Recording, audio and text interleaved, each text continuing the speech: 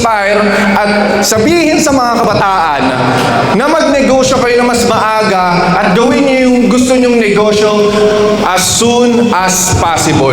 Meron mga 18, 19, 21, 22, 23, 24. At ang age ko, guys, is 23 years old. Sa mga nagsasabi na kaya ako yumaman dahil privilege ako, tandaan nyo guys, wala akong alam dati. Ako yung isang kabataan dati na walang alam sa buhay.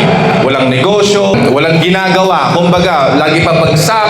Tapos wala pa akong napoprovide sa mga gusto ko. Even yung baon ko guys, up to college, ang baon ko lang is 50 pesos galing sa mga magulang ko.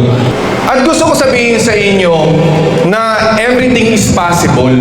Tandaan nyo, if kaya ko, kaya nyo.